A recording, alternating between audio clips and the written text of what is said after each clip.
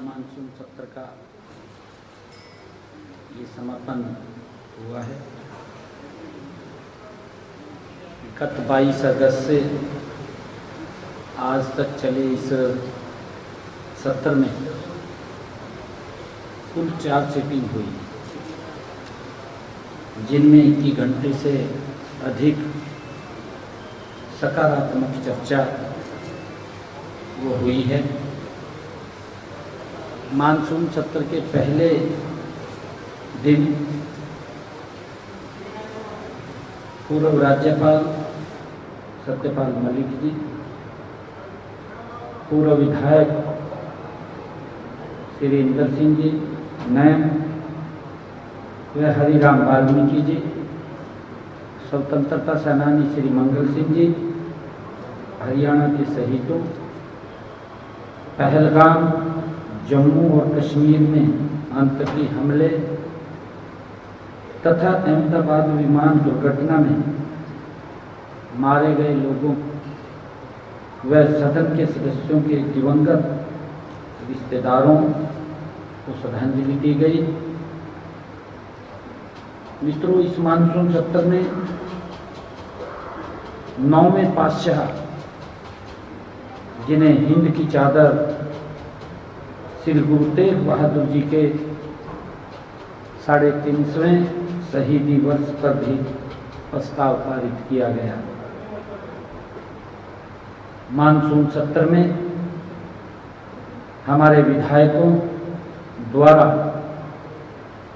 दिए गए ध्यानाकर्षण प्रस्तावों को विषय वस्तु के आधार पर कलम करके 5 प्रस्तावों पर भी चर्चा की गई है। सदन के पटल पर रखे गए 6 विधेयकों पर भी चर्चा की गई है और उनको सर्वसम्मति से पास किया गया है। मैं माननीय विधानसभा अध्यक्ष महोदय का धन्यवाद करता हूं, जिन्होंने इस सत्र में सब सदस्यों को खुलकर चर्चा करने का अवसर प्रदान किया है। मैं सभी विधायकों का भी धन्यवाद करता हूं, जिन्होंने सार्थक चर्चा की। उनके द्वारा किए गए विचार मंथन और निर्णय अत्यधिक रचनात्मक व उपयोगी रहे हैं। मैं इस सत्र में और इस सत्र को सफल करने में परिश्रम करने वाले सभी अधिकारियों, कर्मचारियों और मीडिया कर्मियों का भी मैं दिल से धन्यवाद करता हूं, क्योंकि इस सत्र को सफल करने में उनका सभी का अपने अपने स्थान पर बड़ा योगदान रहा है। सभी मैं पत्रकार साथियों को, क्योंकि हमारे जो विपक्षी दल हैं लगातार इस प्रकार के मुद्दे लेकर के, जो मुद्दों का कोई आधार नहीं है, चाहे वोट चोरी को लेकर के कांग्रेस का रोष मार्च हो या सदन में बेटी बचाओ बेटी पढ़ाओ की तख्तियां लेकर के वो सदन के अंदर आए हों। कांग्रेस जिस प्रकार से कथित फर्जी वोटिंग को लेकर हल्ला मचा रही है, इस पार्टी ने अपने पूरे राजनीतिक इतिहास में फर्जीवाड़े, भ्रष्टाचार और लोकतंत्र की हत्या की है। जो लोग आज इस प्रकार के फर्जी मुद्दे कि वोट चोरी हो गया, भाई वोट तो थोड़े समय के अंदर चोरी होता था, किस तरीके से बूथ कैप्चरिंग होता था, पूरे के पूरे बूथ को कैप्चर कर लेते थे, वो वोट चोरी था। अब तो ट्रांसपेरेंसी से वोटिंग हो रहा है। अगर हम देखें 1950 से और 60 के दशक में कांग्रेस ही सबसे मजबूत पार्टी थी, हम सब जानते हैं। और वर्ष 1946 में इनकी पार्टी का आंतरिक चुनाव हुआ, सब जानते हैं। और लोक पुरुष सरदार वल्लभ भाई पटेल जी को 14 वोट मिले थे, जो ये वोट चोरी के आरोप लगा रहे हैं। दूसरी तरफ पंडित जवाहरलाल नेहरू जी ने 1 वोट मिला था मात्र। पंडित जवाहरलाल नेहरू जी को 1 वोट मिला था, 14 वोट सरदार वल्लभ भाई पटेल को मिले। फिर भी नेहरू जी को विजेता घोषित कर दिया। इनके डीएनए के अंदर है वोट चोरी, दूसरे को पर आरोप लगाते हैं।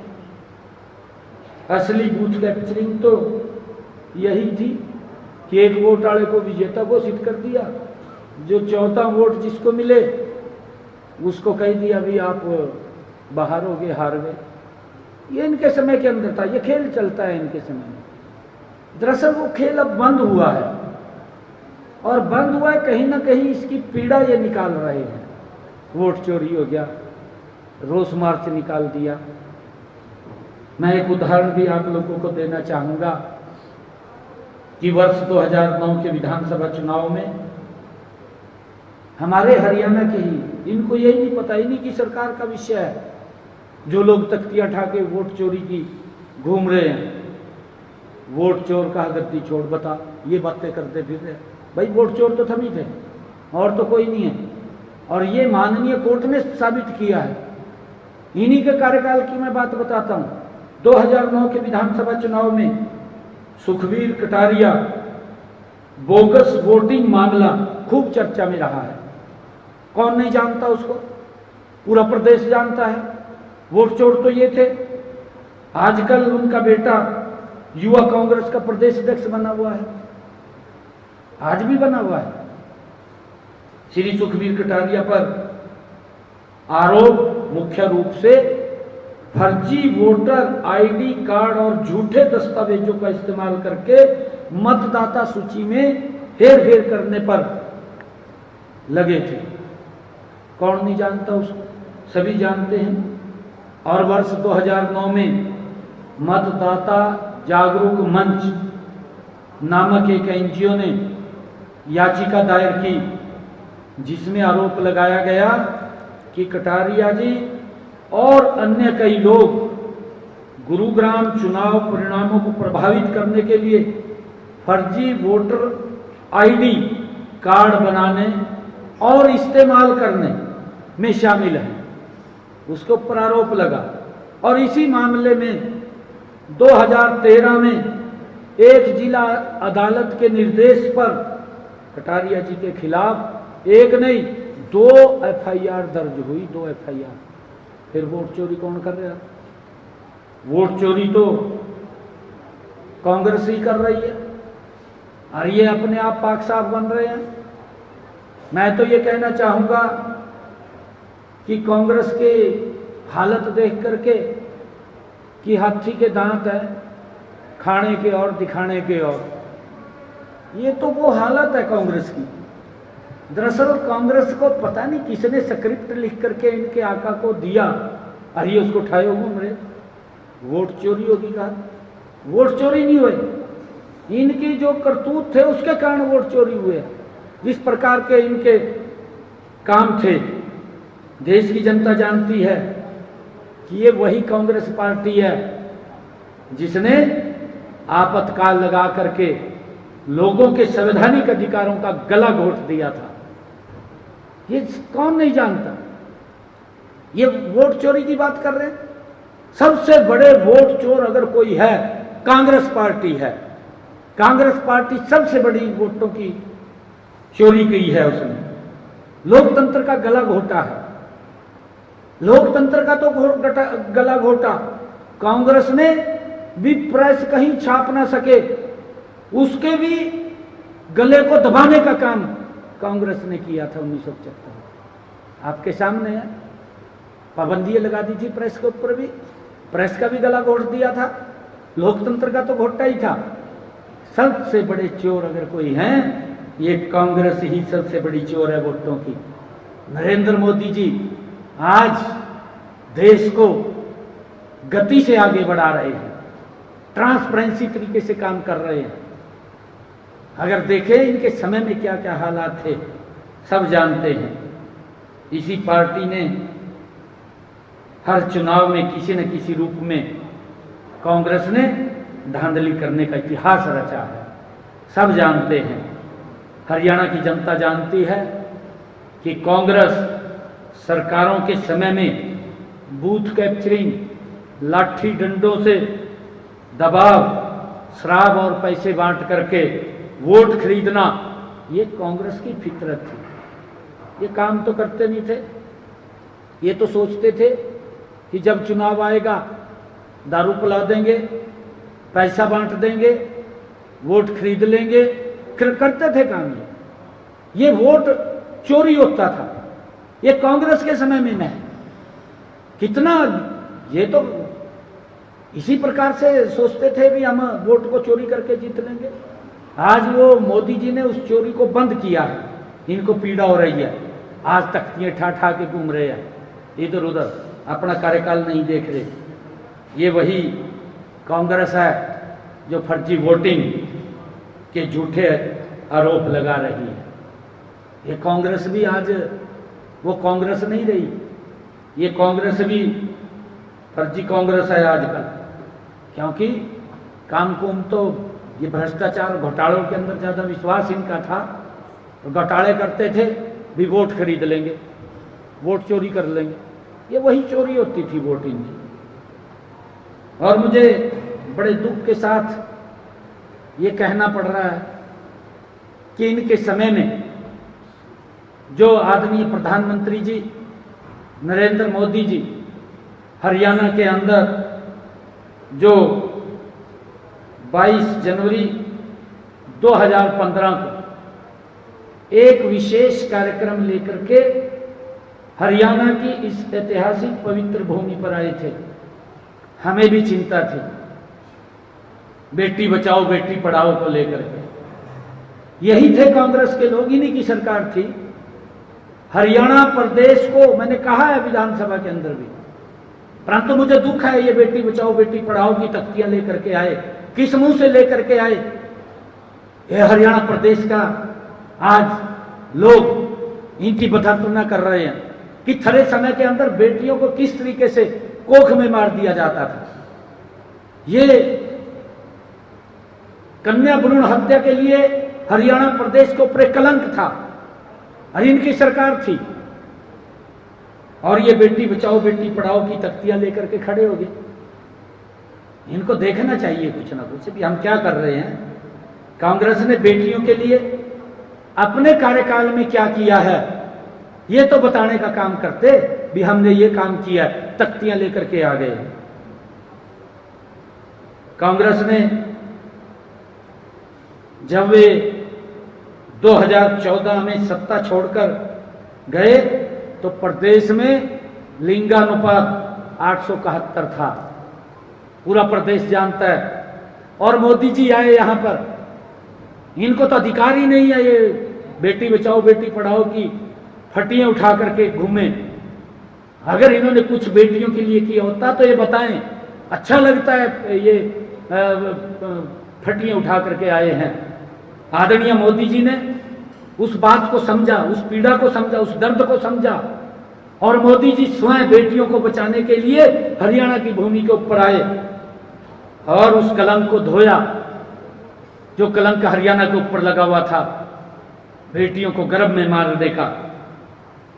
और हमने जब आदरणीय प्रधानमंत्री जी यहां आए तो एक राष्ट्रव्यापी आंदोलन चला, राष्ट्रव्यापी बेटी बचाओ बेटी पढ़ाओ के कार्यक्रम की शुरुआत हुई। और मुझे बताते हुए कि इसके परिणाम पॉजिटिव आए, ये प्रधानमंत्री जी ने चिंता की, मोदी जी ने चिंता की और उसके परिणाम सार्थक ये निकले कि आज बेटियां जो हमारा लिंगानुपात है उसकी दर में बड़ा सुधार हुआ। आज वो 910 पे पहुंच गया है, 871 से 910 पे पहुंच गया है। आज ये स्थिति है और ये फटियाँ उठा करके घूम रहे हैं। मित्रों, आज मैंने एक और बड़ी घोषणा विधानसभा में की है। कलेक्ट्रेट को लेकर के मैंने इनके कार्यकाल का भी बताया। जो कांग्रेस के कार्यकाल में कलेक्ट्रेट बढ़े थे और हमारे विपक्षी लोग उस कलेक्ट्रेट के ऊपर जो हल्ला मचा रहे हैं पूरे प्रदेश के अंदर कि इतना कलेक्ट्रेट बढ़ा दिया, इतना कलेक्ट्रेट बढ़ा दिया, आज मैंने इनके कार्यकाल का भी और अपने कार्यकाल का भी पूरा शीशा इनके सामने रखा है, पूरी बात बताई है। और उसके बाद मैंने एक घोषणा भी की है कि आज मैंने प्रधानमंत्री आवास योजना, मुख्यमंत्री शहरी आवास योजना और मुख्यमंत्री ग्रामीण आवास योजना के तहत ग्रामीण क्षेत्र में 100 गज और शहरी क्षेत्र में 50 गज तक के रिहायशी प्लाट की रजिस्ट्री पर स्टाम्प ड्यूटी खत्म करने की घोषणा की है। एक बड़ी ये घोषणा की है कि हमारे जो प्रधानमंत्री आवास योजना के तहत और मुख्यमंत्री शहरी आवास योजना के तहत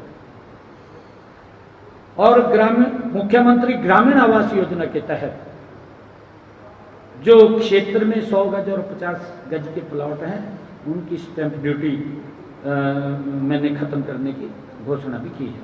थैंक यू।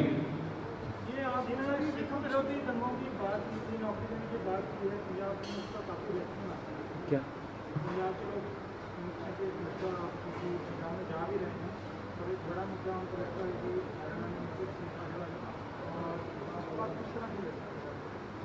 नहीं, क्या रिएक्शन आ रहा है मुझे मालूम। वो कहते हैं कि राजनीतिक और पंजाब की विरोधी दलों को आपके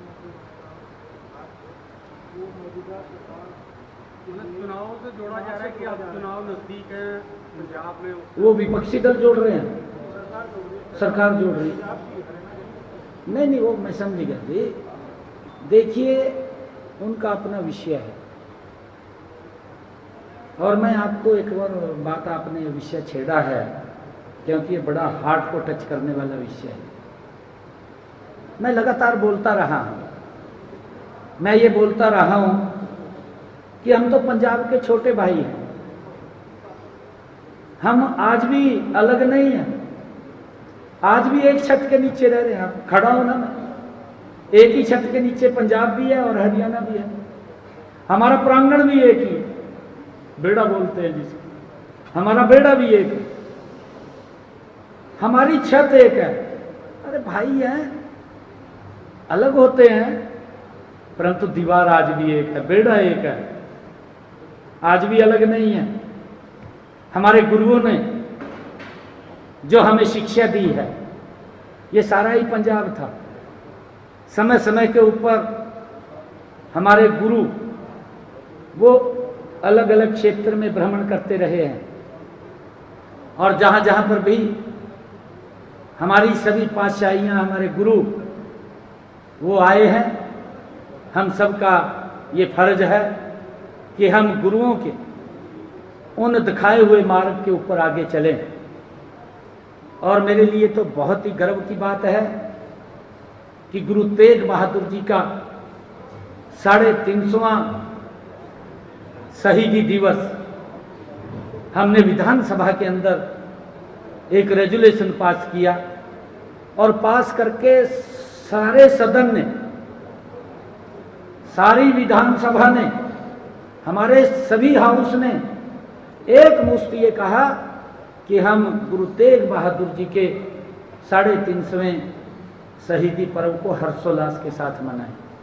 हमारे लिए गर्व की बात है कि हम उन गुरुओं ने जो हमें शिक्षा दी है, उन शिक्षाओं को हम आगे बढ़ाने का काम कर रहे हैं।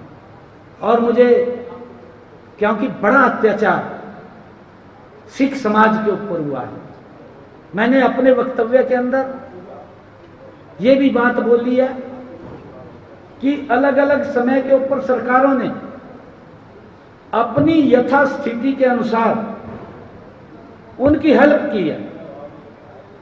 गुरु तेग बहादुर जी का 350 साला शहीदी दिवस हम मना रहे हैं, उसको याद कर रहे हैं। तो मेरे, क्योंकि मुझे बहुत सारे ऐसे लोग मिलते थे और आकर के मुझे अपनी व्यथा बताते थे, तो हमारी सरकार ने निर्णय किया है कि जो 84 के दंगों में जिन हमारे सिख समाज के ऊपर अत्याचार हुए, जिन हमारे सिख समाज के जिनका कोई कसूर भी नहीं था, उनको एक विशेष टारगेट करके आग के हवाले कर दिया। उनके बिजनेस डिस्टर्ब हो गए। मैंने वो पूरा का पूरा वक्तव्य विधानसभा के अंदर बताया था। कितने गुरुद्वारे, कितने घर, कितनी दुकानें, कितने वाहन जो आग के हवाले करके राख में तब्दील कर दिए, मैंने बताया था पूरा। कितनी सरकारी गाड़ियां, रेल के डिब्बे, बसें, एक विशेष वर्ग को टारगेट करके, दुर्भाग्यपूर्ण वो घटनाक्रम था, उनकी पीड़ाएं हैं। तो हमने ये निर्णय लिया कि 350 साला गुरु तेग बहादुर जी का शहीदी दिवस हम मना रहे हैं कि उस अवसर के ऊपर उन जिन्होंने, जिनका कोई विषय नहीं था, जिनका कोई कसूर भी नहीं था, वो तो अपने परिवार को आगे बढ़ाने का काम कर रहे थे, ऐसे परिवारों के ऊपर एक दुखों का पहाड़ टूट गया, उनके बिजनेस डिस्टर्ब हो गए। तो हमने ये निर्णय किया कि ऐसे परिवारों से, जो भी आज बड़ा परिवार हो गया होगा, वो परिवार अपनी सलाह करके एक व्यक्ति का नाम वो डीसी महोदय को देगा, हम उसको हरियाणा सरकार ने यथोचित नौकरी देने का काम करेंगे। ये मैंने घोषणा की। परंतु एक बात मैं कहना चाहता हूँ, एक मिनट, मैं ये बात कहना चाहता हूँ कि जो लोग इसको राजनीति से जोड़ रहे हैं, ये विषय उनको ही जाए। हम इसके ऊपर राजनीति नहीं करते, हमारे गुरुओं ने दिखाया हुआ रास्ता है। अगर वो इसको राजनीति से जोड़ रहे हैं तो वो फिर उन्हीं को ही समर्पित है। अगर आप इस प्रकार की भावना रखते हैं कि इसको राजनीति से जोड़ा जा रहा है तो दुर्भाग्यपूर्ण है। आप काम करिए ना, आप हर चीज में राजनीति क्यों देख रहे हैं? मेरे तो यहाँ इलेक्शन नहीं है, आज मेरे तो इलेक्शन नहीं है यहाँ पर। अगर इलेक्शन होते तो कोई विषय था।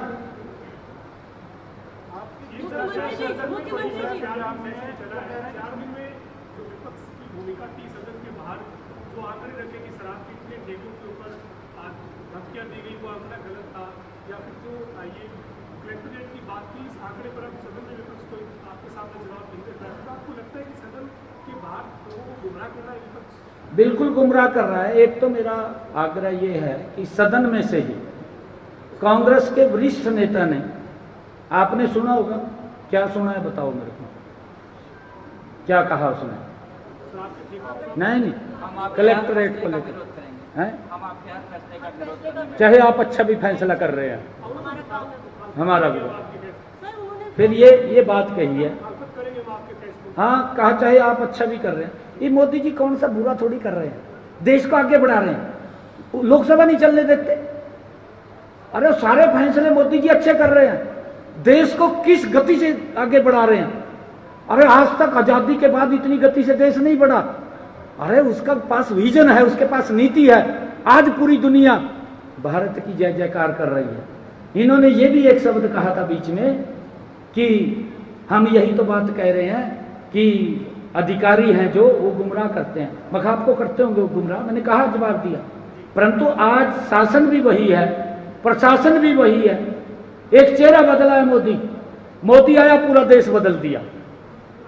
अधिकारीगण हमारे सारे लोग तो वही है, परंतु नीति है, विजन है, योजना है, और उस नीति और योजना के अनुसार इस देश को आगे बढ़ा रहे हैं। इनके पास तो न नीति थी, न नियत थी, न नेतृत्व, कुछ भी नहीं है। मुख्यमंत्री जी, जिस तरह से विपक्ष ने काम रोको प्रस्ताव लाया और आपके डिस्कशन के समय वो छूट के चले गए और आज फिर उन्होंने कोशिश की इस चीज को उठाने की, क्या कहेंगे इस पर? देखिए, दुर्भाग्यपूर्ण है, क्योंकि यही तो मैं कह रहा हूं कि लोकतंत्र का गला घोटने का काम कांग्रेस करती है। कांग्रेस अपने आप स्थगन प्रस्ताव लेकर के आई। जो व्यक्ति किसी मुद्दे के ऊपर उनको लग रहा है कि यहां पर दिक्कत है और वो स्थगन प्रस्ताव लेकर के आए, स्थगन प्रस्ताव लेकर के आए, तो उसका जब अपने आप उन्होंने बात बोल दी, हमारी तरफ से एक भी व्यक्ति नहीं बोला, उनकी बात को, हर बात को सुना, सुन करके जब सरकार जवाब दे रही थी तो उसका विरोध करना शुरू कर दिया। किस तरीके से उठ उठ करके बोलते थे और फिर वॉकआउट करके चले गए। भाई जब आप स्थगन प्रस्ताव लेकर के आए, आपने अपनी बात रखी, जब सरकार उसका जवाब दे रही है तो सुनना तो आपका फर्ज है। आप क्यों नहीं सुनेंगे? आप सुने उस बात को, परंतु वॉकआउट करके चले गए। पूरा प्रदेश देख रहा है, ऐसा नहीं है, पूरा प्रदेश देख रहा है कि इनकी कथनी और करनी ठीक नहीं है। कांग्रेस दरअसल कहीं रही नहीं है, कांग्रेस हाशिए पे चली गई है और कांग्रेस अब तो मुद्दे भी नहीं रहे। ऐसे ऐसे मुद्दे होगा, वोट चोरी कर ली। भाई वोट अगर इसके ऊपर डिबेट हो जाए, वोट चोरी किसने करी और भी पूरे देश को पता लग जाएगा। वोट तो सबसे बड़े चोर तो नहीं है वोट के, इन्होंने चोरी किया। बूथ को कैप्चर कर लेते थे, गांव को बाहर खड़ा कर देते थे, कोई वोट डालने नहीं जाता था। ये इनके कार्यकाल में हुआ। बहुत सारे केस हैं ऐसे।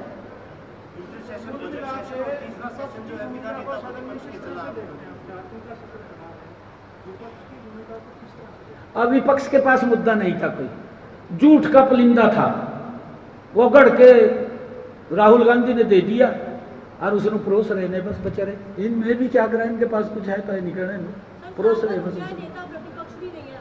हाँ जी, कोई बात नहीं, आ जाएगा जी, कोई जल्दी तो नहीं है, आ जाएगा। सरकार ने हमारे आंकड़े गिनवाने शुरू कर दिए, तुलना शुरू कर दी कि कांग्रेस में क्या अपराध हुए थे, इस बात की उनको आपत्ति है। रोड मैप नहीं बताया कि क्या अब करना क्या है। अब मैंने बताया ना लास्ट में, पहले तो उनका जवाब देना था। मैंने कहा भी आप बैठिए, हर चीज का जवाब है।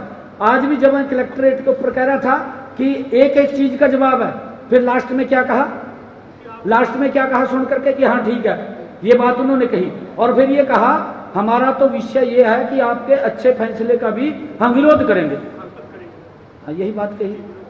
फिर कम से कम पूरी बात तो सुने ना। हमारे पास विजन भी है, हमारे पास नीति भी है, हमारी नीयत भी है, कोई मतलब नहीं है। हमारी सरकार की जिम्मेवारी है लॉ एंड ऑर्डर को मेंटेन रखना, हम रख रहे हैं, कोई दिक्कत नहीं है किसी प्रकार की किसी को। मुख्यमंत्री जी कल हरियाणा विधानसभा ने नई कवायद शुरू की थी, तमाम विधायक जो है उनको आमंत्रित किया था कि वो दौड़ेंगे, साइक्लोथॉन करेंगे, लेकिन विपक्ष ने इसको ड्रामा करार दिया। ये कहा है कि चंडीगढ़ में दौड़ लगाने से हरियाणा में नशा बंद नहीं। देखिए, माननीय विधानसभा स्पीकर महोदय ने ये इंसेंटिव लिया था और जब माननीय विधानसभा अध्यक्ष कोई बात बोलते हैं तो 90 के 90 विधायकों के लिए बोलते हैं और बिना भेदभाव के बोलते हैं। मैं तो धन्यवाद करना चाहूँगा कि वो पक्ष के विधायकों को तो कम समय देते हैं, विपक्ष वालों को ज़्यादा देते हैं। हमारे विधायक या हमने कभी ये बात नहीं की, वो भेदभाव नहीं करते हैं। हमारे विधानसभा अध्यक्ष वो कभी भेदभाव नहीं करते। अगर उन्होंने कोई काम कहा है तो इनको तो ये प्रोपगंडा ही लगेगा। एक ऐसे विषय को लेकर के विधानसभा अध्यक्ष की हमने जागरूकता फैलानी है। एक तो पोल्यूशन को लेकर के पोल्यूशन मुक्त करना है, दूसरा नशा मुक्त करना है। नशे को लेकर के हम साइक्लोथॉन यात्रा, मैसेज होता है, ये मैसेज पूरे प्रदेश को, युवाओं को, प्रदेश के लोगों को देना होता है। और ये इंसेंटिव माननीय विधानसभा अध्यक्ष ने लिया और उसको वो क्या क्या शब्द बोल रहे हैं। भाई हमने नहीं आना, चुपो जो नहीं आँख खुल रही थरी, क्योंकि रात में देर हो जाए नो नशे के अंदर के खिलाफ ये मुहिम चल रही है। रात में लेट तक बैठे रहते हैं। एक और बड़ी घटना है जो सत्र के दौरान हुई है, आपके द्वारा जो जवाब दिया गया तो स्पीकर साहब ने जब इस पर बहस हुई तो जवाब गलत किया गया। क्या जवाब को लेकर के आपने बात की, ये बड़ी बात हुई है कि सदन के नेता के भी शब्द स्पीकर ने नहीं, अच्छा एक नहीं, मैं एक बात बताता हूँ। शैतान शब्द अनपार्लियामेंट्री शब्द नहीं है। मैं विधानसभा में भी खड़े होकर के बोल रहा था, अभी बोल रहा हूँ। हुड्डा साहब हमारे आदरणीय हैं, मैंने विधानसभा में भी कहा, अब भी कह रहा हूँ। देखिए, हमारी विधानसभा के बहुत वरिष्ठ नेता हैं, लंबे समय तक उस सदन के माननीय सदस्य रहे हैं, 2 बार मुख्यमंत्री रहे हैं। नीतियाँ गलत हों उसकी, वो निर्णय न ले पाया हो, गलत निर्णय ले लिए हों, परंतु ये शब्द अनपार्लियामेंट्री शब्द नहीं है।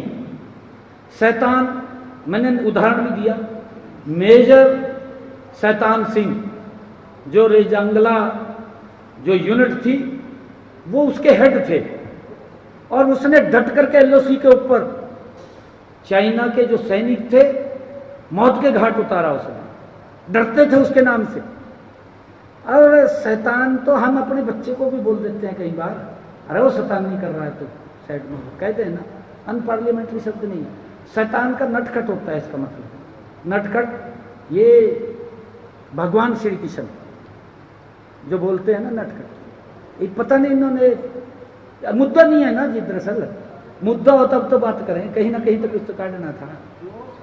हम ऐसा नहीं है, देखिए अब तो हाउस समापन हो गया, हम हुड्डा साहब वरिष्ठ नेता हैं हाउस के, कभी भी हम सोच नहीं सकते कि उसके खिलाफ हम कोई गलत शब्द कहें, नहीं सोच सकते हम। उन्होंने कैसा सोचा वो उनके ऊपर जाए, हम इसके ऊपर नहीं। उन्होंने हमारे से कहा भी अगर आपको ये लगता है कि अनपार्लियामेंट शब्द है, तो अनपार्लियामेंट शब्द नहीं है। अगर आपको लगता है, हमने अध्यक्ष जी को कहा है कि आप जो भी निर्णय करें कर लो। Thank you.